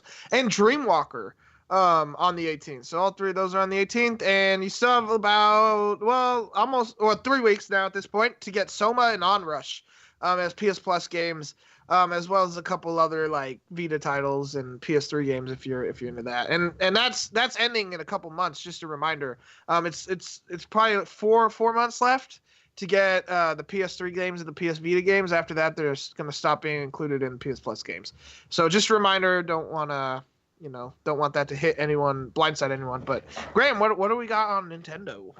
Well, on Nintendo, we have some releases coming up. We have Firewatch releasing on the 17th, and I'm personally going to be getting that one. Also, we have Bring Them Home, which will release on the 20th. And then on the 21st, you can get Dynamite Fishing World Games. That sounds like a lot of fishing fun. So get those games and let us know how you enjoy them. All right, good stuff, Steven. Let's go into questions. And what do we have this week? Fan Mail. All right, first, let's do our first voice message. And by the way, just a quick little shout out to Tony. Tony, you sent one in, and we definitely appreciate that. But it was a little loud to share with some of our fellow. We don't want to make you guys deaf because there's a little bit of background noise. But definitely appreciate you sending that in. Yeah, just to expand on that, Steve, real quick before you go into the audio question that we have. The Tony, love it, man. You're so committed. You're sending questions from work. However, we kind of heard all the machinery and stuff at work more than we heard you. Yeah. So thank you, but please resubmit that question maybe when you're not around heavy machinery, and we'll be good to go. But thank you again for sending that in. Yeah, but so let's go to our other voice message from Titus. So let's give it a listen. Hi, my name is Titus. I think that Far Cry coming out at $40 is a great idea. Because most likely they're not going to be releasing a complete game worth $60, and they're probably going to have a good amount of DLC, so the total game price should come to about $70 or $80. Do you all agree, or do you think that games should just come out at $60 as a complete game? All right, thank you, Titus. Sorry about that little delay there. I don't know, Twitch OBS messed up, but I'll go first here. Sure. I think it just depends on the game. I think Far Cry coming out at 40 is perfectly reasonable. Mm-hmm. And I still think there'll be a decent amount of stuff to do. I don't think it's going to be like a 5-hour campaign. I imagine probably kind of milk, and I don't mean milk. Well, not even milk, but I think you'll probably be able to play 20 hours of it, and you can milk even more. And I think that's a fair price for 40. I don't necessarily like you remember the game Azura's Wrath? Came out for 60 and it was 7 hours long. That's the kind of stuff I don't like. Or how about The Order, Steven? Yeah, well, that on one PlayStation. Yeah, that was another one. Same sort of deal. So yep. I think 40 is more than fair. And if a game should be 60, then if a game could be 60 and you get the playtime in for 60, I think that's fine too. But I don't need a game to try to add more stuff to be a $60 game. That just seems unreasonable, Yep. Graham, thoughts? Yeah, no, I think what you're charging for the game should be what is coming with the game at that point. You don't charge, okay, we're going to charge you $60 for this game, but we'll be releasing 3 DLCs to make it worthwhile. If it's only $40 worth of material, then you sell it for $40. And then you can sell maybe $10 for the DLCs, because not everybody's going to get the DLCs. So you can't just bank on people like, oh, they'll get the DLCs and stuff like that. Because even if they paid for it and the content is free, maybe they're not going to be playing the game at that point. So I don't think it's fair saying, okay, $80 for this game and we'll give you more stuff for it after. And some games it is well worth it, and some games it isn't. So there's no like strict like one side of the line or the other. So it depends, but I don't like them seeing charge more money than what they actually offer with the game. Yeah, so Tice, thanks for the question. I just want to kind of say one thing. I don't think a complete game is a $60 game necessarily. A game that's 40 or 20 or 10 can be a complete game. And it can stand on its own just fine. And I think that the pricing should be done based on the experience that the player gets and how much time they actually get out of the game. But, the argument or the example I'll make is give is Unravel. The first one, I think that game is phenomenal. If you listen to the show for a while, you've heard me say that a few times. And, I think that the game is fantastic. And, Steven, I know you went back and played it again. I think you really liked it too. But, for $20, that game feels like a steal. So, I think it's smart to price your game accordingly to what the experience is going to be for the player. And we just talked earlier in the show about how, Sea of Thieves, etc., came out at $60, and maybe it shouldn't have. So, yeah. All right, next question from Nick the Bearcat. This is a me question. He says, when is Steven eating another beef jerky? And, I would do it this weekend. But I'll tell you, my stomach was very upset with me for 3 days after. So I'm going to wait until finals are over and Christmas is over before doing it. But so look for that coming after the Christmas Day, potentially next weekend if I think I can do it on Friday. But definitely after Christmas for the next one. I know that those of you who watched it enjoyed it. Because I saw some very nice comments, and I appreciate that. But I will do it. This didn't turn me off from doing it, but it's gonna have to wait until definitely after finals. Maybe can get through Christmas, but I don't know. It soon though, for sure. All right. Did you guys want to answer that question? Yeah, I didn't think so. Just look forward to the next videos, Steven. So just keep us posted when you get it out there, all right?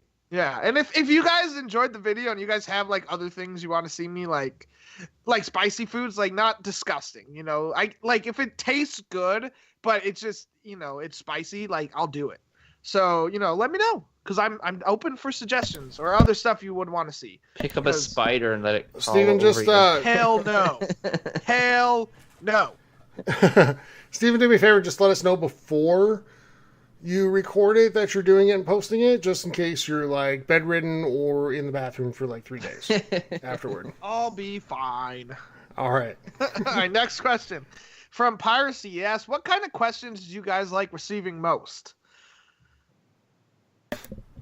So honestly, I'll go here. Questions like that. We love the desert island question. We do get that a few times a year, though, and by a few I mean 12. I like questions about,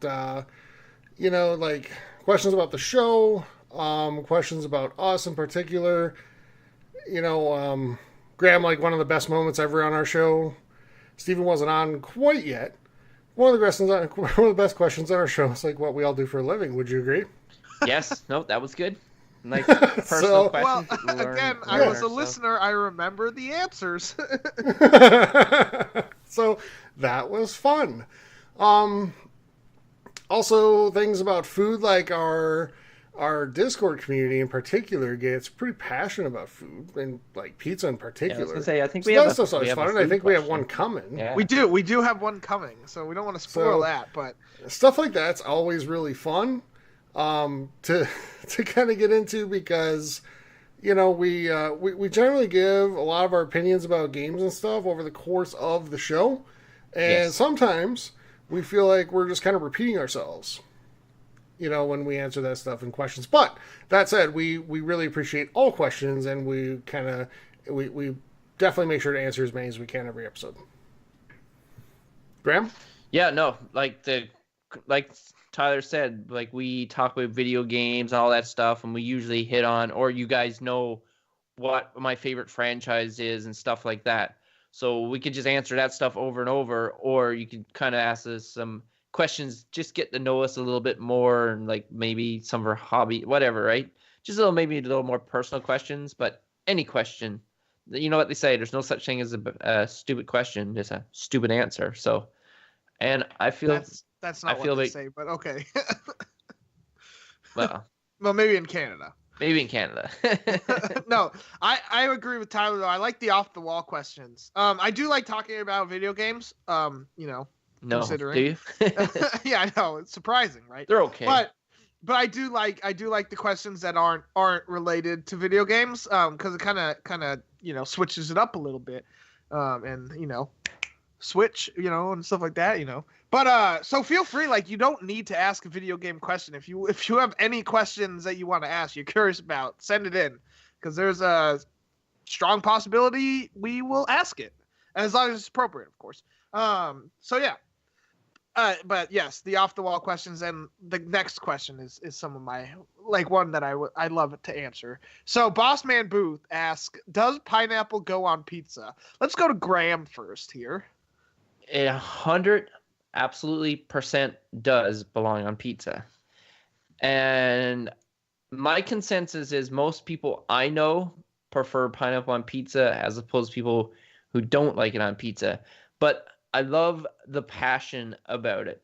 People who don't think it belongs on pizza think it's the worst thing on pizza. They think it's going to cause the world to come to an end. But me personally, I love my Hawaiian pizza. And even when I get other stuff made, I put pineapple in it or on it because I think pineapple goes great with it. So I'm right. The rest of you people who disagree are wrong. Now, you're entitled to your opinion, even though if it's wrong. Yeah. But no, pineapple does belong. Graham, you sounded like Steven there for a second. Speaking of, Steven, what do you think? No, I'll let you go first, Tyler. Okay, so absolutely not. Like, it's not a fruit salad, everybody. Yeah, because tomato sauce doesn't go on pizza. And what's tomato? What is tomato, Tyler? That's part of pizza. It's a fruit. It's part of pizza. So, no, it doesn't. I just... I get it. People like it, and I don't want to take that away from them. Like, enjoy what you like, whatever. Just, it will never, ever, ever be on a pizza that I order. So, Piracy in chat, I know you're going to be happy with my answer because you said absolutely no, it doesn't. I agree with you 100%.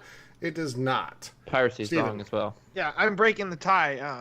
And it absolutely does. Sweet and savory is the best combination. Ding, ding, ding, ding. And there is nothing better than a Hawaiian pizza. I do like my... ham or pepperoni pizzas. I do think Meat Lovers is too much. And yes, you can at me, whatever. I don't care. It's too much. The combos doesn't work. There's too much meat and the flavors block out the other ones. You need to enjoy what you're eating. But Canadian bacon and pineapple mix absolutely perfectly on a pizza. It's sweet. It's savory. There's nothing better. So yeah, Tyler, you're wrong. And at me all you want, chat. Okay. I don't care. All right, so let's talk about Meat Lovers Pizza for a second, because I'm in agreement with you on this. I think if you order a Meat Lovers Pizza that is thin crust or medium crust or whatever, you pick up a slice and it's automatically vertical. Because each slice is 4 pounds. I agree with you. It's too much. So let me ask you guys real quick, follow up here. Wait, real quick. I just want to point out that I just saw something really funny on Twitch. They said that I was the pineapple of pizza toppings. So nice. so I can take your jokes, and I think that's hilarious. It is, actually. So, all right, guys. Ideal pizza. You're going to order pizza. Where are you ordering it from, and what are you getting on it? Well, obviously I'm getting a deep dish pizza from Giordano's, and I'm getting like pepperoni as the only topping because that's all I need. If I order pizza, the only topping, bacon, because I'm Canadian. I love my bacon. Well, Graham, it doesn't have to be just one topping. You can get any pizza you want. Oh. Hawaiian. So where are you getting it from? My go-to as of late has been Domino's for ordering. But going to pick up or going for a slice, there's a local pizza place. It's called Tasty Pizza, and it makes some of the best tasting pizza. But the best pizza I ever had was when I lived in Vancouver, BC. It was called Uncle Fatty's Pizza. That was the best pizza ever. Missed that. All right, so for me, I'm going to go with Steven. Giordano's in the Chicago area is the best pizza there is. Deep dish, for me, it's sausage, pepperoni, and onion on that pizza, and I'll have heartburn for like 4 days, but it's totally worth it. Steven, what else we got? All right.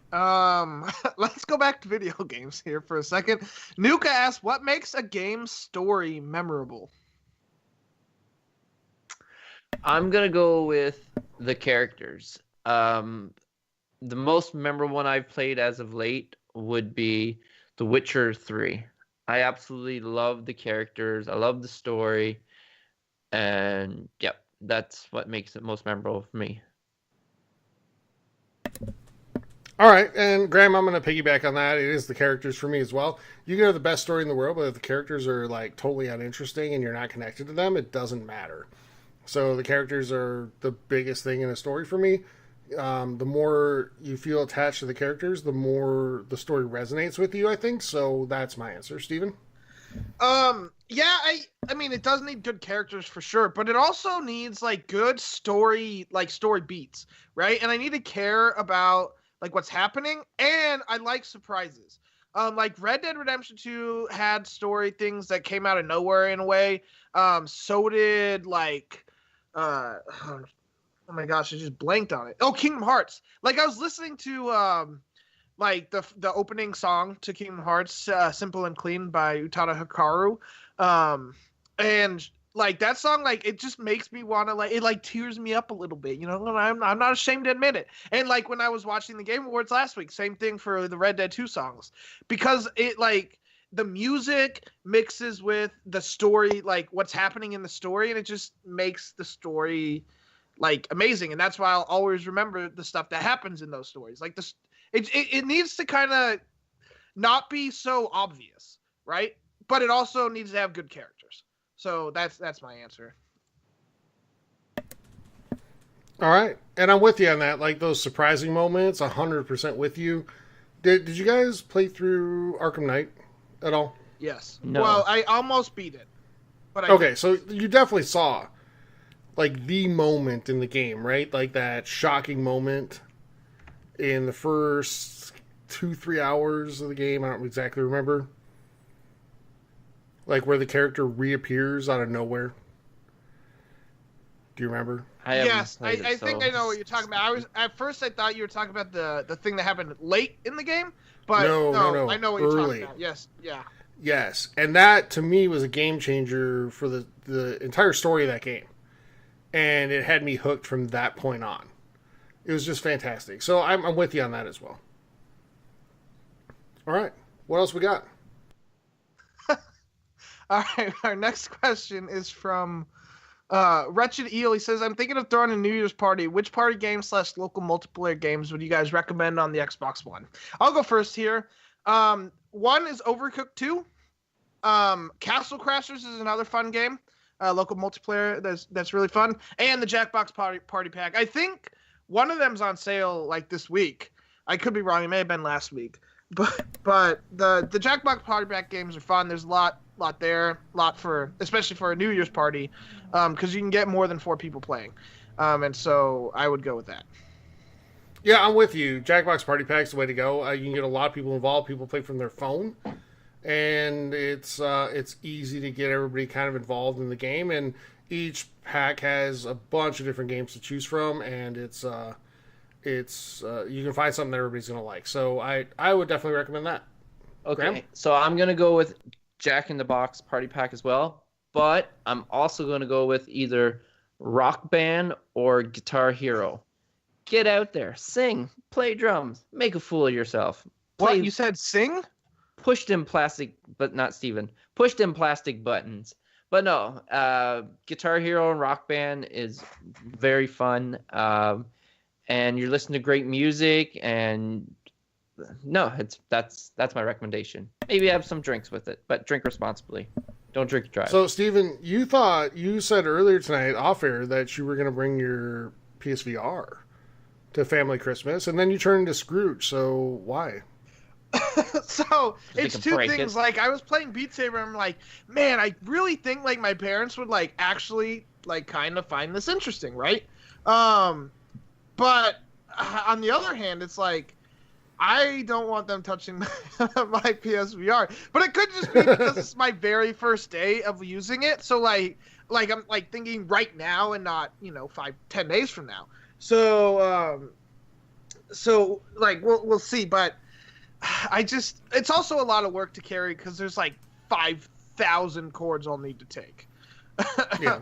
So I kind of Steven, it sounds like you're going to be visited from some ghosts. Yeah, maybe in the future. maybe Here. sure on my TV when I rewatch Christmas Carol, but yeah. All right. So, guys, I think that's all the time we have for questions. And let's wrap it up and get out of here this week. Wait, what? Don't we have stuff to do? We do. We got a couple things to do first. Well, yeah. Steven, we have a Patreon giveaway to do, and we have a winner for the month of December. We do. What can you tell us about that? Yeah, and thank you to Rumham for being our on being a patron, and Get it out, congratulations because you are the winner. So Hey, congrats to congratulations. you. Yeah, congrats, and thank you so much for your support. Really appreciate it. And we'll reach out to you and get you $60 in gift cards to the console of your choice. So, guys, was there something else we have to do? No, I think that's it. No. I think that's it? I think we have to say our goodbyes. I think there's like one more thing. No, don't tell me Steven's gonna sing. Please don't. No, Steven's not going to sing. Whew, thank you. What is it? Oh, I remember. That sound means it's time for our clue for the week. This is the second to last one. And next week's the final week of clues for our holiday giveaway. But I'm telling you, like I said at the beginning of the show, I think between this clue and our Patreon exclusive clue, which really stress, get in now, patreon.com/gaminghub. You get those extra clues to look at to put the pieces together and win a Nintendo Switch for a holiday giveaway. But here is our clue for the show this week. Everybody ready? Everybody have that Google Docs form opened up and ready to submit? I'm ready. Here it is. Graham, you can't win. Oh. Never mind. You have enough switches already. Graham. Okay, I do. All right. Everybody's like, just give the damn clue already. Here we go. To survive my ending, maybe mimic what Indiana Jones did and find the right appliance. So again, to survive my ending, maybe mimic what Indiana Jones did and find the right appliance. That's our clue for week number 11 out of 12 of our biggest holiday giveaway ever. We have one more clue to do next week if nobody gets the right answer between now and then. I'm kind of thinking we'll be able to announce a winner next week, guys. But we'll see. Challenge to our community. Best of luck, everyone. Yep. Best of luck, everybody. And hopefully somebody can get that right and get a Nintendo Switch for Christmas just in time for the holiday. Now it's time to get out of here. Guys, this has been episode 139. And again, Steven, we were like, it's going to be a short episode. No, it's not. But You we had a guys good sure time. like to talk. Yeah, I know. We had a good time, and thanks everybody for turning out on Twitch, especially But if you'd like to join the community, there's a few different ways to do that. Twitch, like we mentioned, TXH Gaming Hub there. You can go to Facebook, the Gaming Hub forums on Facebook, and from either of those places, Facebook or Discord, or I'm sorry, Twitch, you can get a link to our Discord page, our Discord channel, and join there, where we have a lot of discussion going on about things like pizza, like we talked about during questions. So maybe some video games too. We talk about that a little bit. Sometimes. Yeah, sometimes. Among many, many other things. So we have a pretty good conversation going on there with our community. If you'd like to help support the show, there's a few different ways to do that. If you are an Amazon Prime member, you get a free Twitch Prime sub to use every single month. And if you choose to spend that on us, we'd really appreciate it. If not, spend it on somebody to help them grow and achieve their goals. We also have a Patreon page, patreon.com/gaminghub, where for as little as $5 a month, you are entered to win a $60 giveaway every single month, just like Birmingham just did. And for as little as $2 a month, you get an extra clue to the holiday giveaway every single month, October, November, and December, and you get an extra guess to guess the correct answer in our Google Doc. All right, guys, let's get out of here. We are closing in on Christmas. It's been a good run this year.